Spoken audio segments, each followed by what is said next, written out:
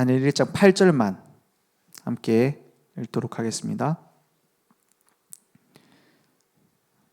다니엘은 뜻을 정하여 왕의 음식과 그가 마시는 포도주로 자기를 더럽히지 아니하리라 하고 자기를 더럽히지 아니하도록 환관장하게 구하니. 아멘.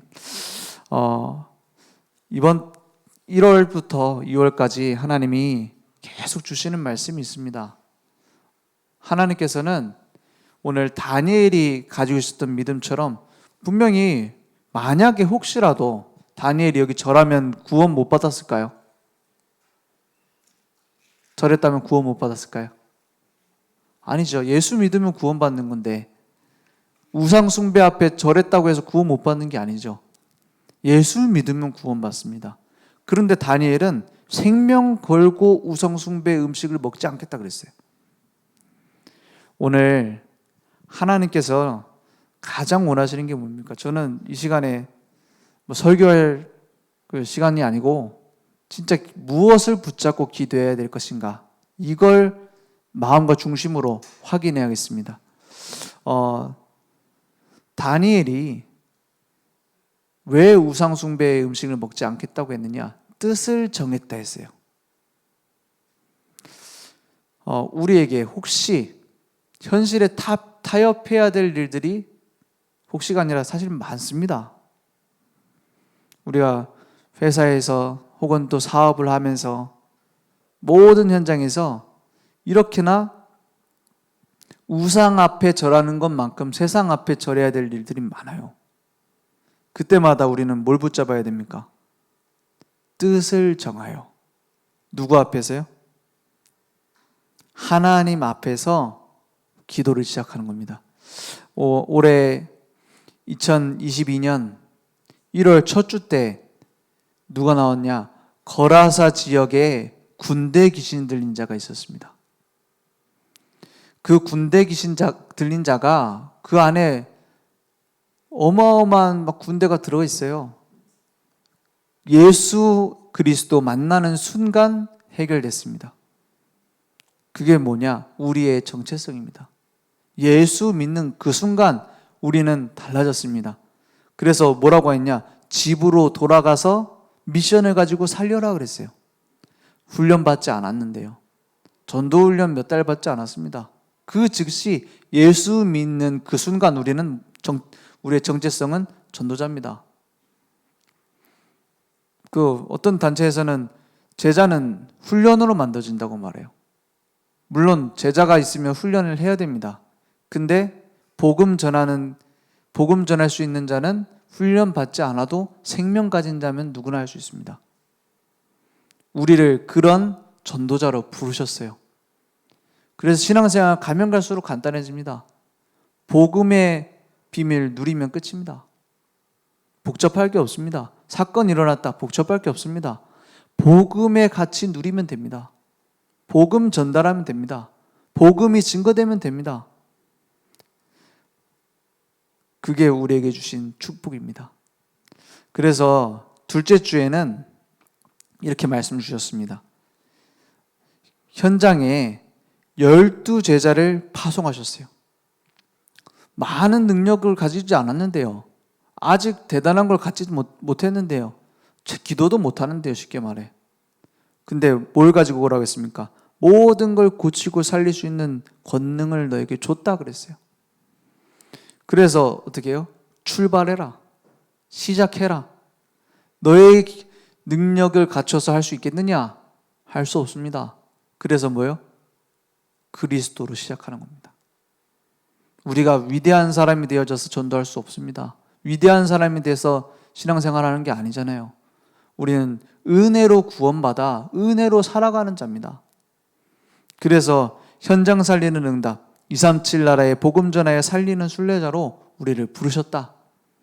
그래서 가봐라 이 말이에요.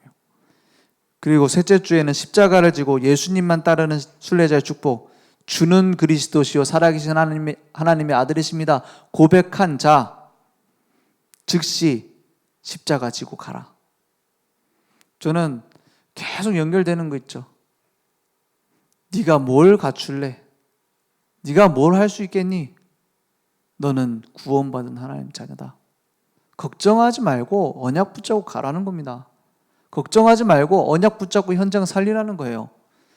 그래서 오직 예수만으로 내재 주죠. 오직 예수만으로 순례자의 축복을 누리자. 다 사라졌습니다. 엘리야, 모세 사라졌어요. 뭐만 남습니까? 오직 예수만 남았더라. 오직 예수만 내 인생에 남기곤 합니다. 우리의 모든 숨은 문제 괜찮습니다. 우리의 영적인 문제 괜찮습니다. 문제 삼으니까 문제됩니다. 모든 문제 삼으니까 문제돼요. 문제 안 삼으면 문제될 거 없습니다. 그러면 마음대로 살으란 말입니까? 복음을 위해서 하는 겁니다. 이제 하나님께서 우리에게 주신 생명의 복음을 위해서 하는 거예요. 오직 예수만으로 우리는 충분합니다. 그 변화산의 축복을 가진 자가 미래 살릴 수 있습니다. 안 그러면 복음이 희석돼 버립니다. 오직 비밀을 놓치는 그 순간 모든 것 사라집니다. 응답 받아도 손해입니다. 오직을 놓치고 내가 응답 받았다. 오직을 놓치고 내가 현장에 큰 응답 받았다. 회사가 살아났다. 아무 의미 없습니다. 오직을 놓치고 내가 승진했다. 아무 의미 없습니다. 세상 사람들은 그게 다라고 말합니다. 오직의 비밀을 회복하는 겁니다. 왜냐? 완성했으니까. 그래서 오직으로 나의 삶을 시작하자. 그래서 축복을 우리에게 주셨는데 어떤 축복이냐? 우리를 추수하는 자로 부르셨다. 이제 1월 5째 주입니다. 추수할 일꾼으로 보냄을 받은 순례의 길을 가라. 이건 70인 제자를 파송하실 때 메시지죠. 우리는 그래서 뭡니까? 파송받은 자다 이 말이에요. 1월 내내 계속 이 말씀을 주셨어요. 나는 파송받은 자, 나는 구원받은 자, 나는 하나님의 언약 안에 오직을 가진 자. 정체성입니다. 내가 이걸 다 가지고 가면 70인 일꾼을 세우는 제자로 쓰임받는 겁니다. 하나님은 우리를 이렇게 부르셨습니다. 그래서 아무것도 막을 수 없습니다. 오직 그리스도. 유일성, 재창조의 응답은 따라오게 되어 있습니다. 그래서 추수할 일꾼이에요.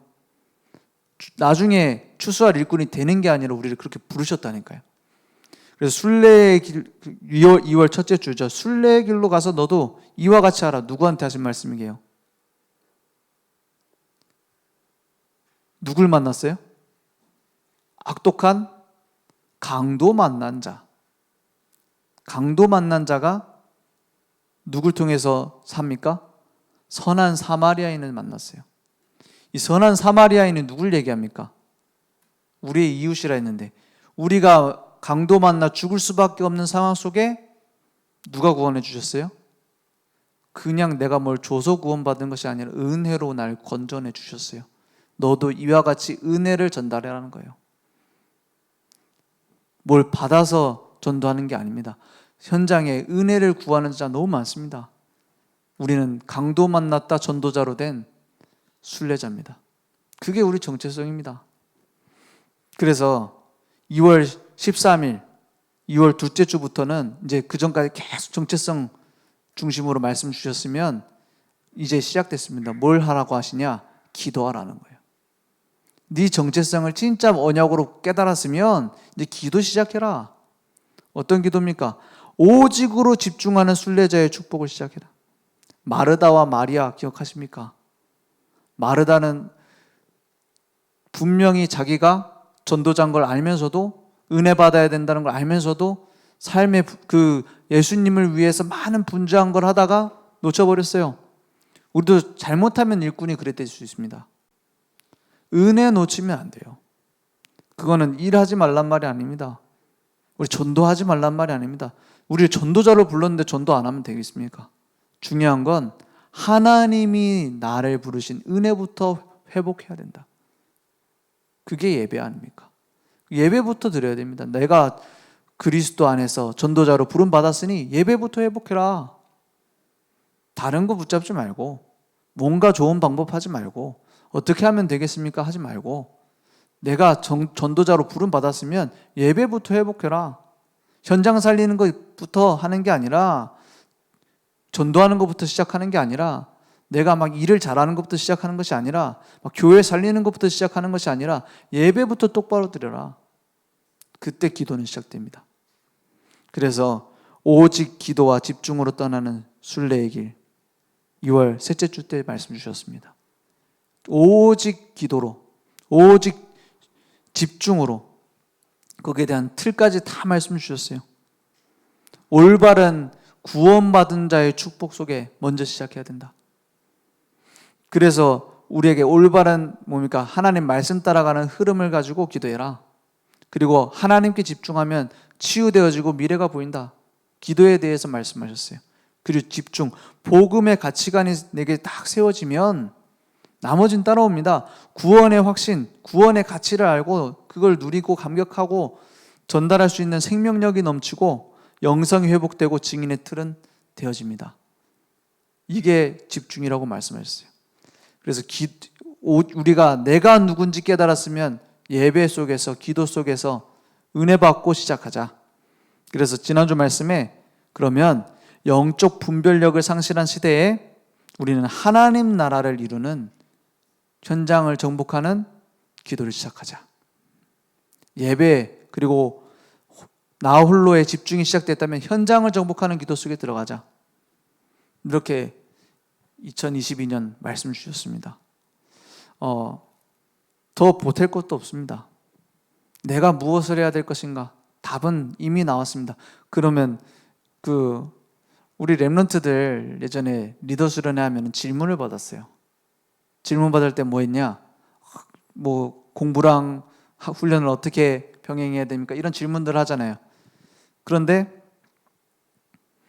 나중에 보니까 이 랩런트도 계속 하는데도 질문이 다 똑같아. 류 목사님 한 번 얘기하셨잖아요.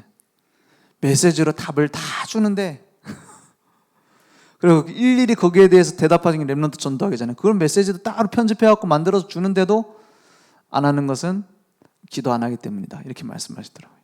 그래서 말씀 붙잡고 기도하면 다 됩니다. 진짜 그렇습니다. 내가 왼쪽 갈까요? 오른쪽 갈까요? 말씀 붙잡고 기도하면 답 나옵니다. 왼쪽 오른쪽이 나오는 게 아니라 상관없는 게 보입니다. 그죠? 그래서 우리는 말씀만 붙잡고 가면 됩니다. 복음만 붙잡고 가면 됩니다. 교회에 막 문제가 생겼다. 우리 현장에 뭐 목사님이 문제다. 아니면 장로님이 문제다. 누가 문제다. 새 가족 이번에 왔는데 문제 일으킨다. 아무 문제 없습니다. 문제 사문이 문제되는 거예요.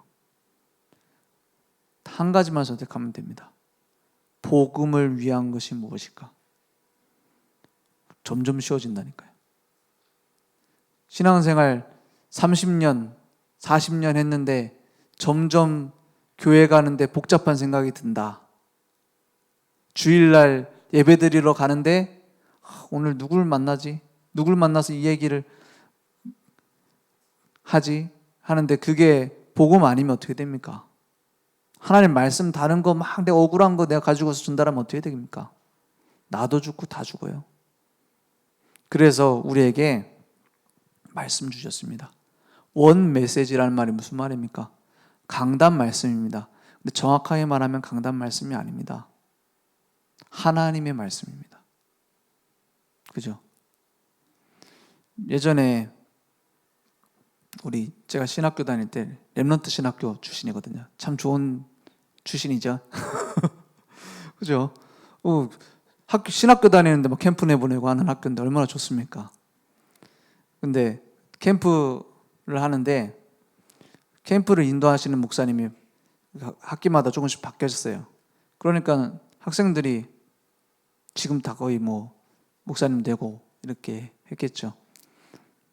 하는 말이 제가 이제 총무다 보니까는 전체 막 모여서 회의도 많이 하고 그랬어요. 매주마다 회의하고 막 그랬어요. 포럼도 하고. 근데 하는 말이 목사님들 바뀔 때마다 메시지가 너무 달라져가지고 캠프 어떻게 가야 되는지 모르겠다.